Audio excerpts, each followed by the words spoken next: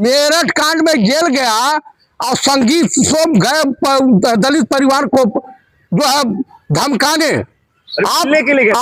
अरे मिलने उलने कहीं नहीं गया, उसको मैं जानता हूँ। संगीत सोम को आप जानते हैं? हाँ, बहुत अच्छी तरीके जानता हूँ संगीत सोम को। बोलते रहते शाहरुख खान गद्दार है देश का। वो मुस्लिम है, गद्दार है, और ये जयचंद की औलाद है।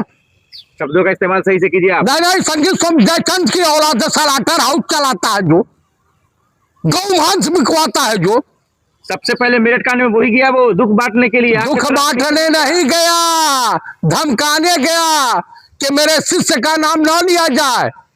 आप देखिए भाई, उत्तर प्रदेश के आप हैं नहीं। उत्तर प्रदेश में जिस तरह का माहौल बना हुआ है, दलित बेटी का हरकत पता है? अरे भाई, रूबी का हरकत पता है आपको? हाँ, रूबी का हरकत पता था आपको? क्या कर रही थी पारस के साथ? क्या कर रही थी? 2 साल से उनका अफेयर था। किसने कह दिया? अरे मीडिया कह रही है, मीडिया रिपोर्ट है। अच्छा, मीडिया जिस चरित्र और चाल चरित्र चेहरा की है भाई, खाली प्लाट किसने कहा था कि खाली प्लाट हो गया? ये धीरेन्द्र शास्त्रीया बोला था ना। मोदी जी के छोटे भाई है वो, तरीके से नाम लीजिए। नहीं, वो बताइए, धीरेन्द्र शास्त्री कहा था जिसका तलाक हो गया वो खाली प्लाट। बताइए, कोई नजर डाल सकता। उसी तरीके की मीडिया कि 2 साल से अफेयर दिखा दे, इनसे पूछ के लव हो रहा था क्या? अगर हो भी रहा होगा तो ये नौबत क्यों आई? और ये जो उसकी मां का कत्ल किया, ये किस श्रेणी में आता है? योगी का नाम ही काफी है सर, कोई नहीं बचेगा। आप भी नहीं बचेंगे, जितना सवाल आप उनके खिलाफ बोल रहे हैं। अरे भाई, यमराज है, मैं पूर्व सैनिक हूँ। अब पूर्व सैनिक जब बिगड़ जाता है ना, तो लपट सुंदरिया के वहां ठीक होता है। लेकिन योगी के कानून से नहीं बच पाएंगे। योगी कानून के, अच्छा ही बताइए, इस देश की पार्लियामेंट में 2 ही सांसद रोए थे, और सौभाग्य से दोनों छत्री। एक विश्वनाथ सिंह गहमरी रोए थे, गाजीपुर से सांसद थे, पंडित नेहरू की सरकार में पूर्वांचल की गरीबी, बदहाली, भुखमरी को लेकर के रोए थे। पूरी पार्लियामेंट रोई।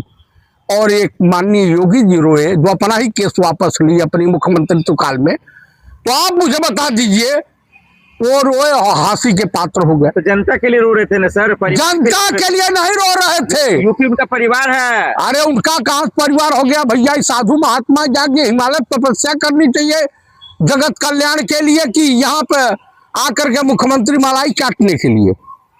तो कुल मिलाकर के यूपी की स्थिति इस समय बस से बदतर हो गई है, भयावह। क्या हाल हो रहा देख रहे हैं? काउंटर, बुलडोजर, बस वही चलेगा।